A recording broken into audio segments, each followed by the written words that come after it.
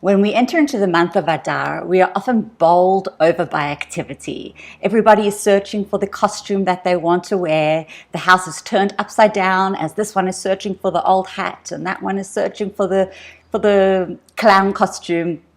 There's a rush of activity. The craze often leads to stress. There's competition. Am I going to make mishloach manot that is worthy of the Joneses? And there's often conflict with finances, knowing that Pesach is around the corner and how much money are we going to put into costumes and into mishloach manot. The children might be nervous because are they going to be included in the group's Purim theme? I remember as a child myself that my nerves were all surrounding, am I going to receive mishloach manot? And often I didn't. So we have Mishenichnas Adar marbim b'simcha. Often we are marbim b'stress. We're told that Achashverosh made a decree and he sent it to all the lands, a new law. Kol ish soreh bebeto, every man will rule over his home. What effect did this practically have? We see with the relationship between Esther and Mordechai, many of the Mefarshim do tell us that they were in fact married. That when Esther went into the palace, Ka'asher tziva alea Mordechai, she did everything that Mordechai says, ve'et ma'amar Mordechai Esther osa, that she does everything that Mordechai tells her to do.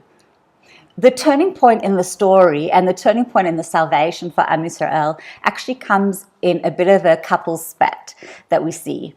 We have Mordechai who's telling Esther, Esther, you have to go to King Achashverosh. You have got to plead for Am Yisrael. And she says, I'm not going. I haven't been called for 30 days. I'm not going. And he misunderstands her. He thinks that she's terrified to go and is not willing to put her life on the line for Am Yisrael. And in her answer, we see that she's been quite misunderstood. She says, Lech knos et kol haYehudim, go and gather up all of the Jewish people. She's actually got a plan. She sees things very differently to Mordechai. She says, Lech knos et kol haYehudim, go and gather all the Jews, because the root cause of the problem is yeshno am echad mefuzar or mefurad. We have a nation that is scattered, not only geographically, but also with their interactions with each other. There's no shalom bayit. There's ish soreh bebeto. The husbands are ruling over the wives, and what happens then is the outer relationships are going to be ruined. There's no love lost between neighbors. And she sees that this is the root cause of destruction, and it always has been and it always will be. And if we don't deal with that problem, there will just be another Haman that stands up in his place.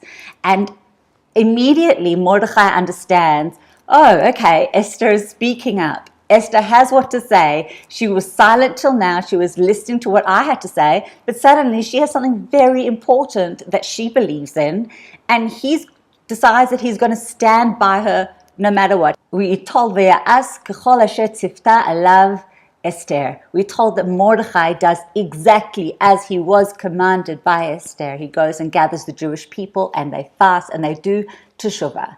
So what is the teshuvah today? In order to rectify disunity amongst Am Yisrael, we have to start in the Jewish homes. We have to make sure that there is shalom between husband and wife. When we enter into the month of Adar, we have to ask ourselves, how are we going to be marbim b'simcha? How do we increase our joy?